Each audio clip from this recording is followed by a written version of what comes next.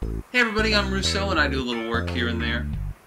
You're watching the Papercraft Week in Review on Research What? Where we're going to talk a little bit more about papercraft and some of the things that you can do.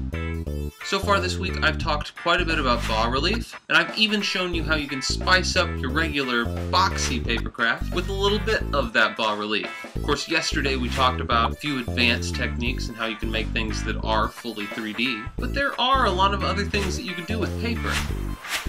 I haven't mentioned origami at all, poor owl, but most of the things I have talked about still require quite a bit of folding, I'd say.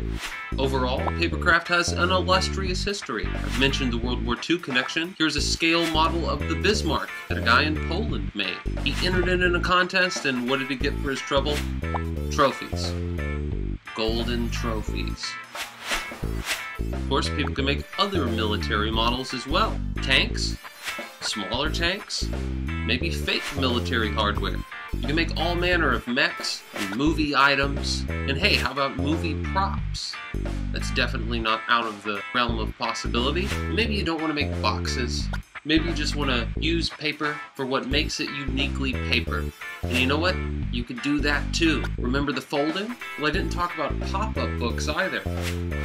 But that's something that is totally a papercraft. And imagine if you had an entire book of locations. When your group enters an Arabian city, you just open the book to an Arabian city. The possibilities here are pretty vast. Of course, I mentioned the props. People have also been making armor out of paper for a very long time, hardening it with fiberglass resin, and smoothing out all the edges with Bondo.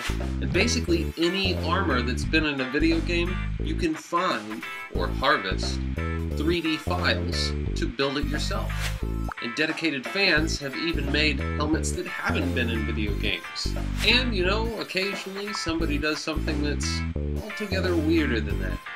Of course, I also mentioned the slicing, and most of the time when you see that, it's either animal heads to stick out of your wall, or architectural models. Of course, the idea of papercraft miniatures and tabletop gaming is not a new one. I mentioned standees at the end of the last video. Well, you can also make fully 3D miniatures.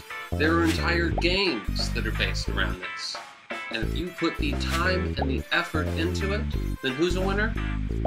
You. Answer. Of course, I guess that's all the time we have for this episode of Research What? Of course, later, I suppose we could have a Papercraft Revisited week. I would like to expand the format a little bit. Maybe have some 2- or 3-part construction videos. And I figure if we are revisiting something, that's probably acceptable. Until I see you guys again, remember as always, rate, comment, and subscribe if you're so inclined. You've been watching Rouseau Works Research What? Rouseau, out.